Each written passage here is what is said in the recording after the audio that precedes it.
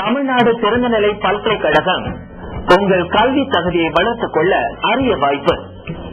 MBA, MA History, MA Public Administration, MA Sociology, MA Political Science, MA Economics, BA English, BA History, BA Economics, BA Business Economics, BA Tourism and Travel Studies, BA Public Administration, BA Political Science, BA Sociology, BA Social Work உள்ளிட்ட படிப்புகளுக்கு admission நடைபெறுகிறது. தொடர்புக்கு Sevai institute of continuing education, Kalaiyarangam campus, cantonment 51.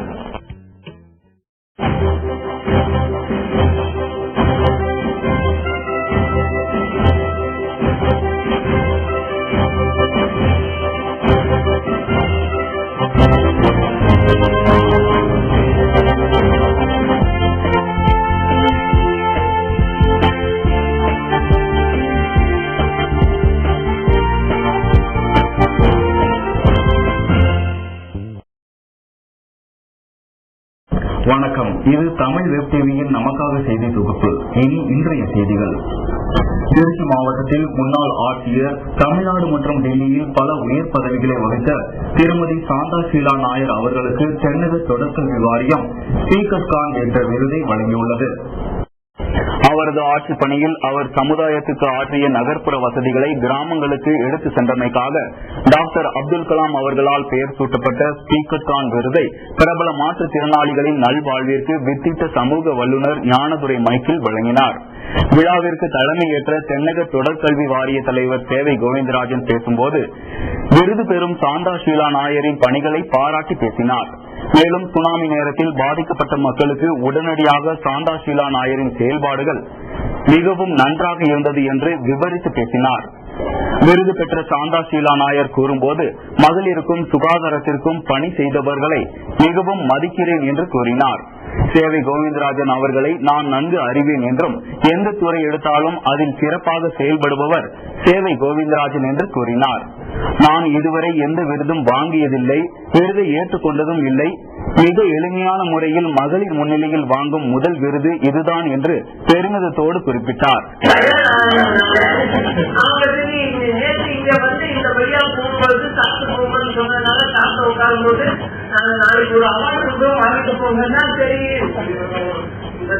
இது என்னுடைய வாழ்க்கையிலே முதல்ல வாங்கின award. திருச்சிக்கு வந்தவுடன் எனக்கு உற்சாகம் பிறக்கிறது என்று கூறிய அவர், சென்னையில் நான் ஓய்வு பெற்று விட்டதால் தொய்வு இருந்ததை திருச்சி எனக்கு மீண்டும் உற்சாகம் கொடுத்திருக்கிறது என்றார். என்னால் முடிந்தவரை ஏழைகளுக்காக தொடர்ந்து பணியாற்றுவேன் என்று குறிப்பிட்ட அவர் தனக்கு கிடைத்த பொற்கிளியை அப்படியே ஸ்பாஸ்டிக் சொசைட்டிக்கு நன்கொடையாக வழங்கிவிட்டு பாராட்டு பட்டயத்தை மட்டும் தன்னிடம் எடுத்து செல்வதாக கூறினார். முன்னதாக ஸ்கோப் சுப்புராமன் வரவேற்றார். விழாவில் நெதர்லாந்து நாட்டை சேர்ந்த டான் பெர்க், சேவை மகளிர் கூட்டமைப்பு தலைவி வனிதா, பத்திரிகையாளர் கணபதி ஆகியோர் பேசினர். முடிவில் தென்னக தொடர்கல்வி வாரிய துணைத் தலைவர் ஷானவாஸ் கான் நன்றி கூறினார். இலங்கை சிறையிலிருந்து விடுவிக்கப்பட்ட தமிழக மீனவர்கள் 136 பேரும் நாகை துறைமுகம் வந்தடைந்தனர். எல்லை தாண்டி மீன் பிடித்ததாக இலங்கை அரசால் கைது செய்யப்பட்ட தமிழக மீனவர்களை விடுவிப்பது குறித்து இந்தியா இலங்கையுடன் பேச்சுவார்த்தை நடத்தியது. அதனைத் தொடர்ந்து விடுதலை செய்யப்பட்ட 136 மீனவர்களும் நாகை துறைமுகத்திற்கு வந்து சேர்ந்துள்ளனர். இந்திய கடலோர காவற்படை கப்பலில் அழைத்து வரப்பட்ட அவர்கள் அனைவரும் முறையாக சோதனை செய்யப்பட்ட பிறகு ஒவ்வொருவராக கரைக்கு அனுப்பி வைக்கப்பட்டனர். கரைக்கு திரும்பியதும் உறவினர்கள் பெரும் மகிழ்ச்சி அடைந்து அரசுக்கு நன்றி தெரிவித்தனர்.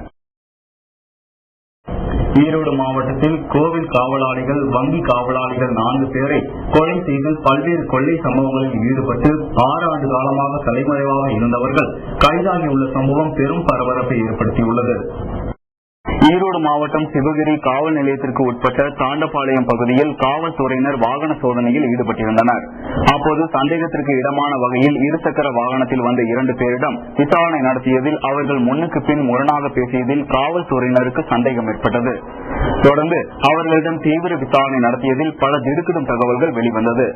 தாண்டபாளையம் மேற்கு வீதியைச் சேர்ந்த சின்னத்தம்பி, காரல் மாடையைச் சேர்ந்த நடராஜ், வெள்ளக்கோவில் சங்கரம்பள்ளம் பகுதியைச் சேர்ந்த சக்திவேல், தாண்டபாளையத்தைச் சேர்ந்த பெரியசாமி இவர்கள் 4 பேரும் கடந்த 2005ஆம் ஆண்டு ஜூலை மாதம் புஷ்பகிரியில் உள்ள வேலாயுதசாமி கோவிலில் இரவு காவலாளி மாக்காளியை கொலை செய்து 10.5 சவரன் தங்கம், 21 கிலோ வெள்ளி ஆகியவற்றை கொள்ளையடித்ததும், 2005 மே மாதம் ஈரோடு கஷ்பார்பேட்டை அன்னமார் கோவிலில் படுத்திருந்த துரையன், பழனிசாமி ஆகிய 2 பேரையும் கொலை செய்துவிட்டு கோவில் உண்டியலை உடைத்து 6000 ரூபாய் ரொக்கத்தை அள்ளி சென்றதையும், 2006 மே மாதம் கூட்டுறவு வங்கி காவலாளி பழனியை கொலை செய்துவிட்டு கொள்ளை முயற்சியில் ஈடுபட்டதும், 2009 மே மாதம் எழுமாத்தூர் கூட்டுறவு வங்கியில் இரவு காவலாளி கிருஷ்ணனை கொலை செய்து கொள்ளை முயற்சியில் ஈடுபட்டதும் மற்றும் சிவகிரி, காங்கயம், தென்னிமலை, வெள்ளோடு, பெருந்துறை, மலையம்பாளையம், ஊதியூர் உள்ளிட்ட பல்வேறு பகுதிகளில் வாகன திருட்டு, சங்கிலி பறிப்பு, கொள்ளை போன்ற சம்பவங்களில் கடந்த 6 ஆண்டுகளாக ஈடுபட்டு வந்ததையும் கண்டுபிடித்தனர்.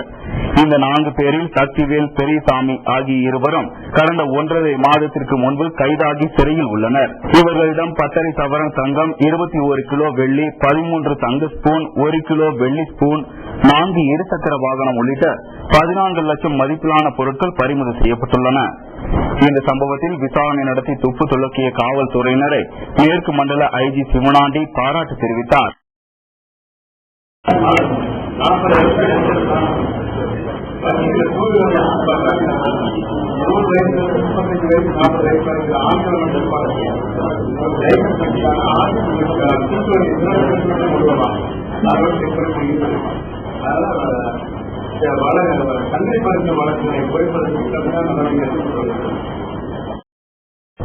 வறுமை கோட்டிற்கு கீழ் வாழ்பவர்களின் பொருளாதார நிலையை உயர்த்தும் வகையில் மகளிர் சுய உதவி குழுக்களுக்கான ஆய்வுக் கூட்டம் ஈரோட்டில் நடைபெற்றது. ஈரோடு மாவட்ட ஆட்சியர் அலுவலகத்தில் நடைபெற்ற இந்த கூட்டத்தில் மகளிர் திட்ட மேலாண்மை இயக்குநர் கோபால் கூறுகையில், தமிழகம் முழுவதும் ஊரக வாழ்வாதார இயக்கம் தொடங்க உள்ளதாகவும், தமிழ்நாட்டில் இந்த வருடம் 70,000 மகளிர் சுய உதவி குழுக்கள் தொடங்கப்பட்டுள்ளதாக கூறிய அவர், வறுமை கோட்டிற்கு கீழ் வாழ்பவர்களின் பொருளாதார நிலையை உயர்த்த பல்வேறு நலத்திட்ட உதவிகளான சுழல் நிதி, பொருளாதார கடன்கள் வழங்கப்பட்டு வருவதாகவும், ஈரோடு மாவட்டத்தில் 1450 மகளிர் சுய உதவி குழுக்கள் தொடங்கப்பட்டுள்ளன என்றும் கூறினார். மேலும் மாநில ஊரக வாழ்வாதார இயக்கம் செயல்படுத்தப்பட்டு 7 ஆண்டுகளில் வறுமை கோட்டிற்கு கீழ் வாழும் மக்களின் பொருளாதார நிலை உயர்த்தப்படும் என்று உறுதியளித்தார். சாய கழிவுகளால் பாதிக்கப்பட்ட விவசாய சங்கத்தினரின் சங்க கூட்டம் கரூர் மாவட்டம் நொய்யலில் நடைபெற்றது. கூட்டத்தில் நொய்யல், வேலாயுதம்பாளையம் உள்ளிட்ட பல பகுதிகளிலிருந்து சாய கழிவுகளால் பாதிக்கப்பட்ட விவசாயிகள் ஏராளமானோர் கலந்து கொண்டு தங்களது உணர்வுகளை வெளிப்படுத்தினர். மேலும் இயற்கை சாயத்தை உருவாக்க மரப்பட்டைகள், பூக்கள், இலைகள் உள்ளிட்டவைகளை பயன்படுத்தி தயாரித்தல் மற்றும் துணிகளுக்கும் பயன்படுத்துதல் போன்ற விழிப்புணர்வை எடுத்துக் கூறினர். இதன் விளக்கத்தை தனியார் நிறுவனத்தினர் செய்து காட்டினர். கூட்டத்தில் 2010 வரை 8 ஆண்டுகளுக்கு விதிக்கப்பட்ட நஷ்டஈடு வீதத்தை மேலும் 6 ஆண்டுகளுக்கு பெற நீதிமன்றத்தில் வழக்கு தொடர முடிவு செய்யப்பட்டது. முடிவில் செய்தியாளர்களிடம் பேசிய விவசாய சங்க தலைவர் நொய்யல் ராமசாமி, சாய கழிவுகளால் பாதிக்கப்பட்ட விவசாயிகளுக்கு அரசு நஷ்டஈடு வழங்க வேண்டும், வழங்கப்படாத பட்சத்தில் நீதிமன்றத்தில் வழக்கு தொடர்வதோடு போராட்டத்திலும் ஈடுபடுவதாக தெரிவித்தார். காரைக்காலில் புதுச்சேரி அரசு வேளாண் துறையின் சார்பில் 16வது மலர் காய்கனி கண்காட்சி நடைபெற்றது. 1000க்கும் மேற்பட்ட மலர் செடிகள் கண்காட்சியில் இடம்பெற்றன. புதுச்சேரி யூனியன் பிரதேசத்திற்கு உட்பட்ட காரைக்கால் புதிய நகராட்சி திடலில் புதுச்சேரி அரசு வேளாண் துறையின் சார்பில் 16வது மலர் காய் கனி கண்காட்சி துவங்கியது. மாவட்ட ஆட்சியர் பிராங்க்லின் லால்தீன் குமார் கண்காட்சியினை துவங்கி வைத்தார். சாமந்தி, ரோஜா, லில்லி, பால்சம் உள்ளிட்ட 1000க்கும் மேற்பட்ட வகை மலர் செடிகளும், தோட்டத்தில் வளர்ந்த காய்கறிகள் மற்றும் பழ வகைகள் போன்றவற்றை கண்காட்சியில் இடம்பெற்றிருந்தன. மேலும் காய்கறிகள் மற்றும் பழங்களை கொண்டு உருவாக்கிய சிற்பங்கள், தானியங்களும், காய்கறிகளை கொண்டு கோலங்கள் என 120க்கும் அதிகமான போட்டிகளும் கண்காட்சியை முன்னிட்டு நடைபெற்றன. விழாவில் நகர்மன்ற தலைவி பிரபாவதி, உதவி ஆட்சியர் அசோக்குமார், புதுச்சேரி அரசு வேளாண் துறை இயக்குநர் சத்யசீலன் உள்ளிட்ட பலர் கலந்து கொண்டனர். கடந்த பல ஆண்டுகளாக பராமரிக்கப்படாமல் உள்ள சாலையை சீரமைக்க கோரி ஊட்டி எமரால்டு சாலையில் பள்ளி சிறுவர்களுடன் பொதுமக்கள் திடீரென சாலை மறியல் போராட்டத்தில் ஈடுபட்டதால் 2 மணி நேரம் போக்குவரத்து பாதிக்கப்பட்டது. ஊட்டி அருகே உள்ள இத்தலார் ஊராட்சிக்கு உட்பட்ட புதுஹட்டி, துளித்தலை, காந்தி நகர், தர்மத்தோப்பு, விபி நகர் ஆகிய பகுதிகளுக்கு செல்லும் முக்கிய சாலை கடந்த பல ஆண்டுகளாக பராமரிக்கப்படாமல் உள்ளது. இதனால் போக்குவரத்து கடுமையாக பாதிக்கப்பட்டுள்ளதால் பள்ளி, மருத்துவமனை, பிற பணிகளுக்கு செல்லும் மக்கள் நாள்தோறும் கடும் அவதிப்பட்டு வருகின்றனர். இந்த சாலை மிகவும் மோசமாக உள்ளதால் அரசு பேருந்து கூட சரியாக வருவதில்லை. அவசர காலத்துக்கு தனியார் வாகனத்தை எடுத்தால் சாலையில் மோசமான நிலையை கருதி கொண்டு கூடுதல் கட்டணம் வசூலிக்கப்படுகிறது என்றும், இத்தகைய பிரச்சனைகளுக்கு தீர்வு காண வலியுறுத்தி இந்த பகுதியை சேர்ந்த 100க்கும் மேற்பட்ட பொதுமக்கள் பள்ளி சிறுவர்களுடன் சேர்ந்து ஊட்டி எமரால்டு சாலையில் திடீரென சாலை மறியல் போராட்டத்தில் ஈடுபட்டனர். இதனால் 2 மணி நேரம் போக்குவரத்து பாதிக்கப்பட்டது.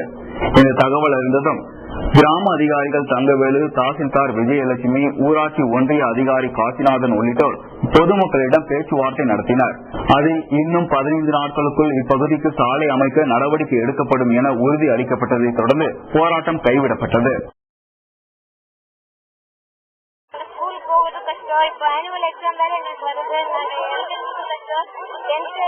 போகிறதுக்கு முடியாது. இந்த ரோட் கட்டுறதுனால வேனு, பஸ் ஒண்ணுமே வரதில்ல. நாங்க டெய்லி நடந்துட்டு போறோம்.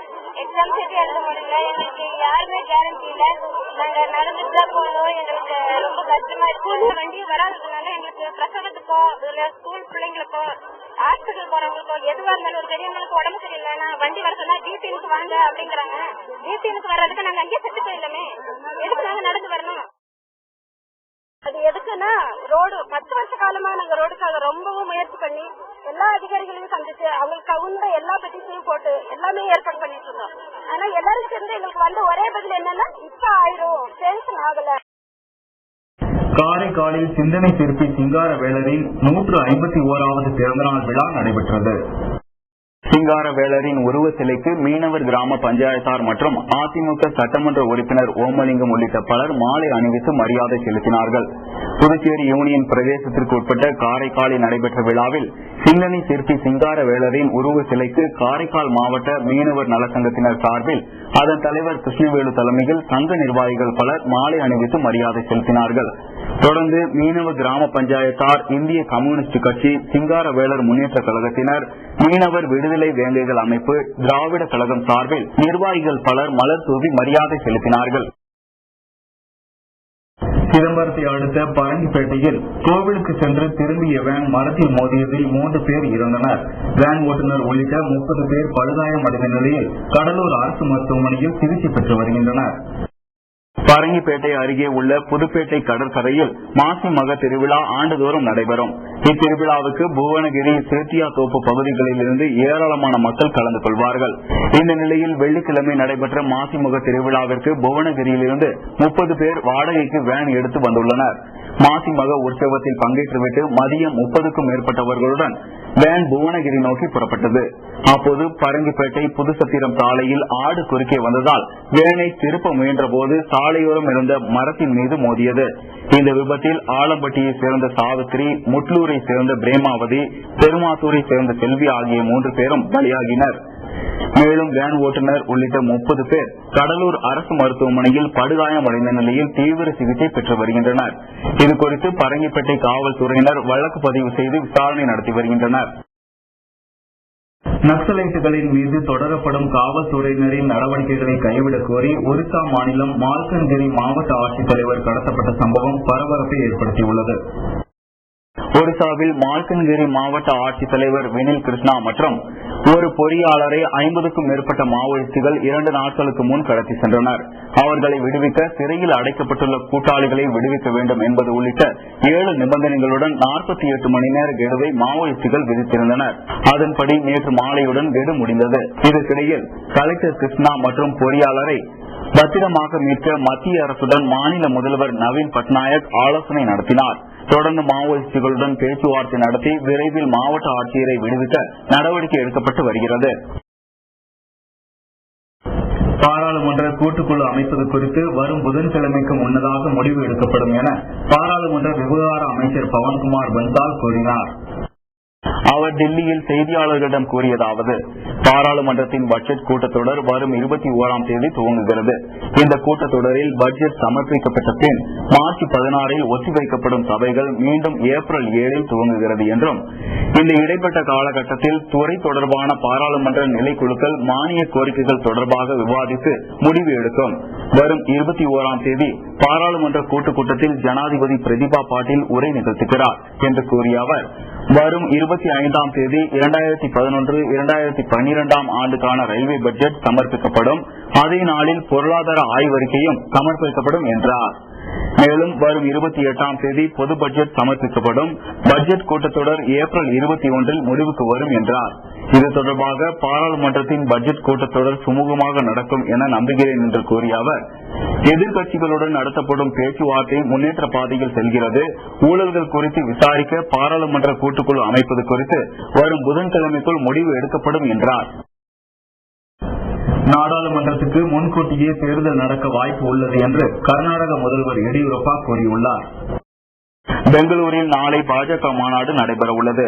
இதற்கான ஏற்பாடுகளை செய்து வரும் நிர்வாகிகளின் கூட்டத்தில் கர்நாடக முதல்வர் எடியூரப்பா பேசுகையில், மத்தியில் நிலவும் அரசியல் சூழ்நிலையில் நாடாளுமன்றத்துக்கு எப்போது வேண்டுமானாலும் தேர்தல் நடக்க வாய்ப்புள்ளது என்றும், மக்கள் விரும்பும் வகையில் பல்வேறு புதிய மாற்றங்களை கொண்டு வருவேன் என்று அவர் கூறினார்.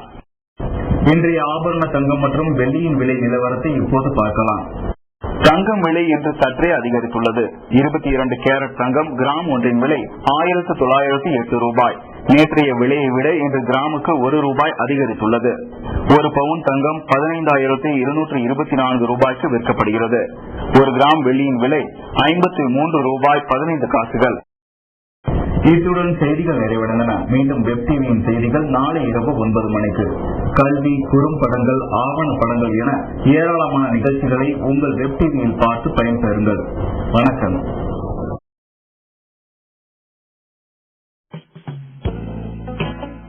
தமிழ்நாடு திறந்தநிலை பல்கலைக்கழகம் உங்கள் கல்வி தகுதியை வளர்த்துக் கொள்ள அரிய வாய்ப்பு.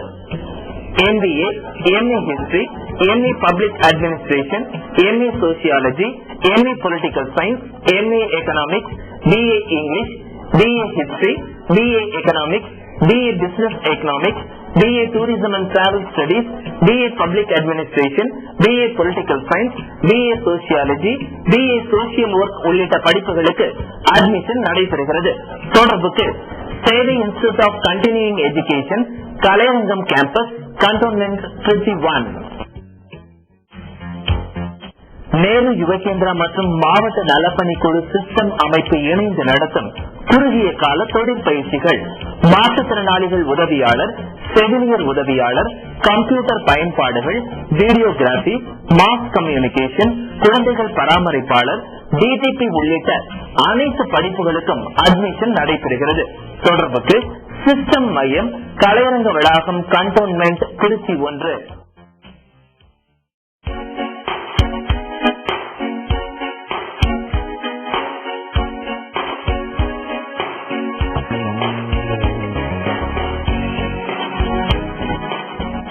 Trichy Academy for Competitive Examination UPSC Group 1, Group 2 உள்ளிட்ட பல்வேறு தேர்வுகளுக்கான இலவச பயிற்சி மையம். வங்கி தேர்வு மற்றும் ஸ்டாஃப் செலக்ஷன் உள்ளிட்ட தேர்வுகளுக்கும் இலவச பயிற்சி நடைபெறுகிறது. தேவையான நூலகம், இன்டர்நெட் வசதி என சகல வசதிகளுடன் இலவச பயிற்சி மையம். தொடர்புக்கு பிரேஸ், கலையரங்க வளாகம் திருச்சி. இது மாவட்ட நலப்பணி குழுவின் ஓர் அங்கம். மனோன்மணியம் சுந்தரனார் பல்கலைக்கழகம் உயர்கல்வி பயில வாழ்வில் வெற்றி பெற BA Tamil, BA English, BCom, MA Tamil, MA English, MA sociology உள்ளிட்ட பல்வேறு படிப்புகளுக்கு குறைந்த கட்டணத்தில் அட்மிஷன் நடைபெறுகிறது. தொடர்புக்கு மனோன்மணியம் சுந்தரனார் பல்கலைக்கழகம், Sevai institute of continuing education, Kalaiyarangam theatre campus, cantonment Tiruchi 1.